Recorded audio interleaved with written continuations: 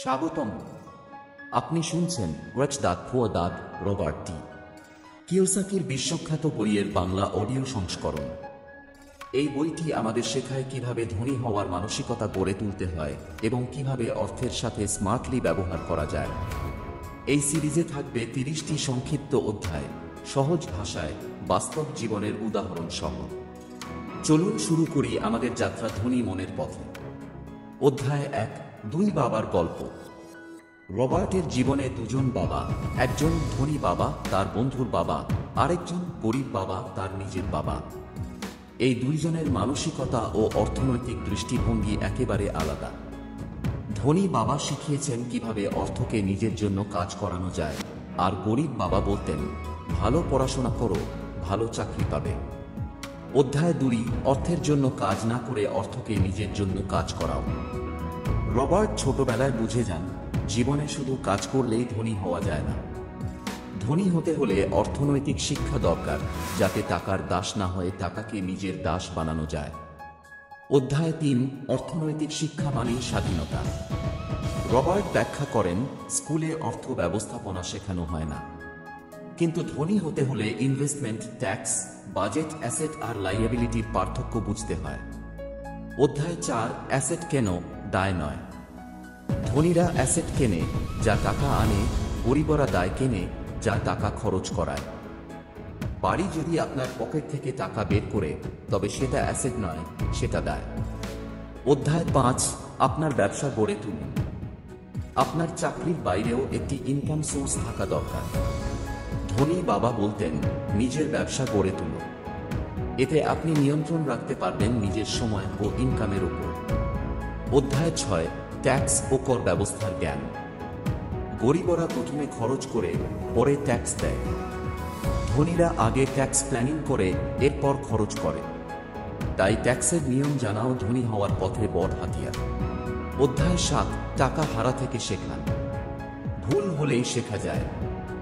অনেক সময় খারাপ বিনিয়োগ থেকে যে অভিজ্ঞতা পাওয়া যায়, সেটাই পরবর্তীতে বড় সাফল্য এনে দেয়। অধ্যায় 8, চাকরি নয়, ব্যবসায় মনোযোগ। চাকরি করলে আপনি অন্যের স্বপ্ন বাস্তবায়নে কাজ করেন, কিন্তু ব্যবসা করলে নিজের স্বপ্ন পূরণের দিকে এগোতে পারেন। অধ্যায় 9, সাহস নিন, ঝুঁকি গ্রহণ করুন। টাকা ইনভেস্ট করতে ভয় পাবেন না। জ্ঞান নিয়ে ঝুঁকি নেওয়াই ধনীদের অভ্যাস। তারা জানে কোথায়, কখন, কিভাবে বিনিয়োগ করতে হয়। অধ্যায় 10, ব্যয় নিয়ন্ত্রণ শিখুন। ধনী হতে হলে নিজের খরচের ধরন বুঝতে হবে। বাজেট তৈরি করা ও খরচে নিয়ন্ত্রণ রাখাই প্রথম ধাপ। অধ্যায় 11, আবেগ ও ভয়কে নিয়ন্ত্রণ করুন। ধনী হতে গেলে শুধু অর্থনৈতিক জ্ঞানই নয়, আবেগ নিয়ন্ত্রণ করা জরুরি। গরিবরা প্রায়ই ভয় বা লোভের বশে ভুল সিদ্ধান্ত নেয়। ধনীরা এই আবেগগুলোর নিয়ন্ত্রণ নিজেদের হাতে রাখে। অধ্যায় 12, অলসতা নয়, সক্রিয় উদ্যোগ। অনেকেই জানে কি করতে হবে, কিন্তু করে না, এটাই অলসতা। ধনীরা পরিকল্পনার পাশাপাশি কাজেও মন দেয়। তারা দেরি না করে উদ্যোগ নেয়। অধ্যায় 13, নিজের জন্য কাজ করো, শুধু অন্যের জন্য নয়। গরিবরা চায় নিরাপত্তা, তাই চাকরিকে আঁকড়ে ধরে। ধনীরা নিজের দক্ষতা গড়ে তোলে এবং স্বাধীনভাবে আয় করতে শেখে। অধ্যায় 14, শিক্ষা হলো সবথেকে বড় বিনিয়োগ।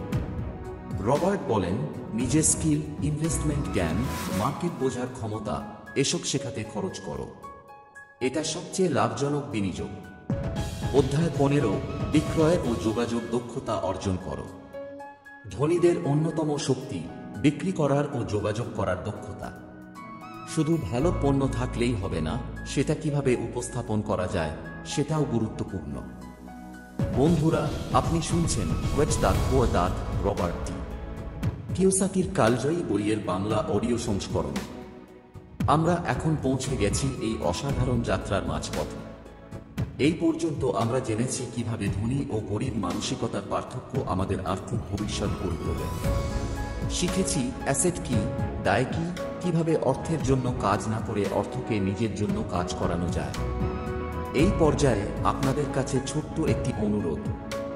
যদি এই অডিওটি আপনার ভালো লেগে থাকে বা কিছু শেখার মতো পান, তাহলে একটি লাইক দিন এবং আমাদের ইউটিউব চ্যানেলটি সাবস্ক্রাইব করুন। আপনার একটি সাবস্ক্রিপশন আমাদের আরও বেশি বাংলা অডিও বুক বানাতে উৎসাহ যোগাবে। আর হ্যাঁ, কমেন্টে জানাতে ভুলবেন না এই পর্যন্ত আপনার সবচেয়ে প্রিয় অধ্যায় কোনটি এবং এই বই থেকে আপনি কি শিখছেন। তাহলে আর দেরি না করে চলুন এগিয়ে যাই বইয়ের পরবর্তী গুরুত্বপূর্ণ অধ্যায়গুলোর দিকে। অধ্যায় 16, সময়কে নিজের পক্ষে ব্যবহার করুন।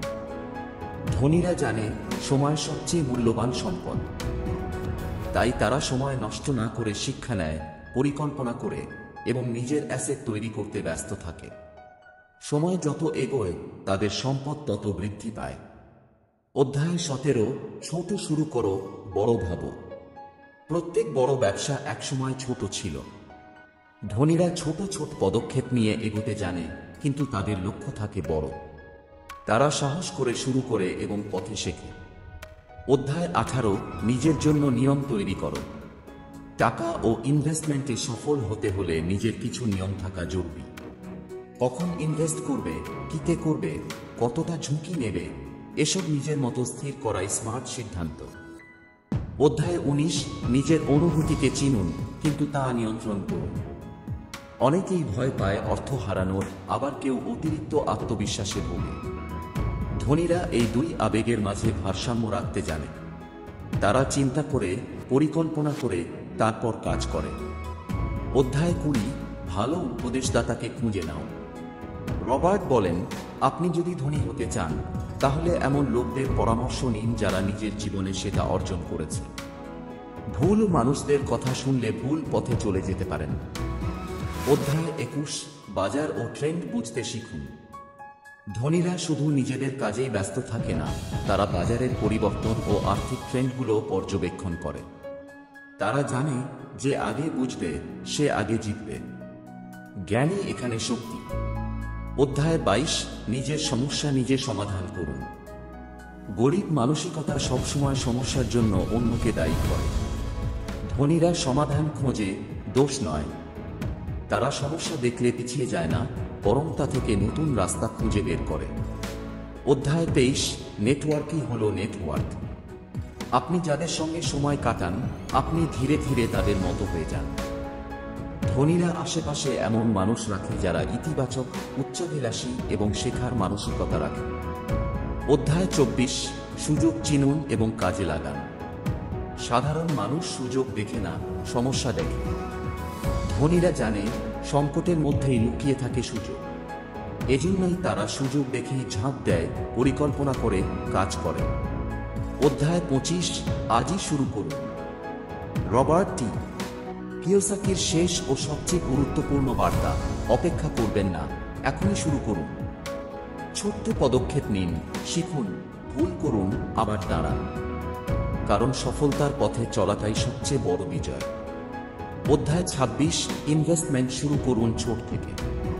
বড় অঙ্কের টাকার অপেক্ষা না করে ছোট টাকা দিয়ে ইনভেস্টমেন্ট শুরু করুন। মিউচুয়াল ফান্ড, স্যাট বা সোনায় বিনিয়োগ হতে পারে আপনার শুরু। শেখা ও শুরুর মাঝের দোলাচলে না থেকে আজই একটা পদক্ষেপ নিন। অধ্যায় 27, পার্সোনাল ব্র্যান্ড তৈরি করুন। আজকের যুগে শুধু চাকরি নয়, নিজের স্কিল, জ্ঞান ও অভিজ্ঞতা দিয়ে একটি ব্র্যান্ড তৈরি করা যায়। ফ্রিল্যান্সিং, কোচিং, ইউটিউব, ই-কমার্সের মাধ্যমে আয় বাড়ানো সম্ভব। অধ্যায় 28, শিশুদের আর্থিক শিক্ষা দিন। এই বইয়ের সবচেয়ে বড় শিক্ষা অর্থনৈতিক শিক্ষার ঘাটতি দূর করা। তাই ছোট বয়স থেকেই সন্তানদের অ্যাসেট, দায়, ইনকাম ও খরচ সম্পর্কে জানানো জরুরি। অধ্যায় 29, বই পড়ুন, মেন্টর খুঁজুন। আপনার চিন্তার গভীরতা বাড়াতে হলে পড়তে হবে। আর বাস্তব অভিজ্ঞতা পেতে একজন মেন্টর বা গাইড খুঁজে নিন, যিনি আপনাকে পথে থাকতে সাহায্য করবেন। অধ্যায় 30, নিজের জীবনের জন্য দায়িত্ব নিন। সবশেষে নিজের জীবন, ইনকাম, ভুল ও শেখার সম্পূর্ণ দায়িত্ব আপনাকেই নিতে হবে। গরিব মানসিকতা বলে আমার কিছুই করার নেই, কিন্তু ধনী মানসিকতা বলে সবকিছু আমি করতে পারি। বন্ধুরা, এভাবেই শেষ হলো রিচ ড্যাড পুয়ার ড্যাড বইয়ের বাংলা অডিও বুকের 30টি অধ্যায়। এই যাত্রায় আপনি জেনেছেন ধনী এবং গরিব মানসিকতা পার্থক্য, ইনভেস্টমেন্টের গুরুত্ব, আর্থিক স্বাধীনতার পথ এবং জীবনের নিয়ন্ত্রণ নিজের হাতে নেওয়ার রহস্য। মনে রাখবেন, ধনী হওয়া টাকা দিয়ে শুরু হয় না, শুরু হয় ভাবনার পরিবর্তন দিয়ে।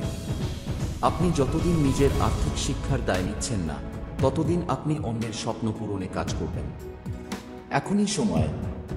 আপনি কি করবেন এই জ্ঞান নিয়ে? শুধু শুনে রাখবেন, নাকি আজ থেকেই কিছু অ্যাকশন নেবেন?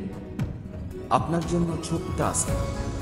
আজ একটি ছোট ইনভেস্টমেন্ট সিদ্ধান্ত নিন নিজের শেখার বা আয়ের জন্য। একটি খরচ বন্ধ করুন যা আপনার জন্য দায়। নিচে কমেন্ট করে লিখে ফেলুন এই বই থেকে আপনি সবচেয়ে গুরুত্বপূর্ণ কি শিখলেন। যদি এই অডিও বুক আপনার ভালো লেগে থাকে তাহলে ভিডিওতে লাইক দিন, শেয়ার করুন এবং আমাদের ইউটিউব চ্যানেল সাবস্ক্রাইব করুন, কারণ সামনে আরও আসছে বাংলা ভাষায় বিশ্ববিখ্যাত বইয়ের অডিও সংস্করণ। মনে রাখবেন, ধনীরা টাকার জন্য কাজ করে না, তারা টাকাকে নিজের জন্য কাজ করায়। সুস্থ থাকুন, শেখার সাথে থাকুন আর নিজের জীবনের নিয়ন্ত্রণ নিজেই নিন। ধন্যবাদ।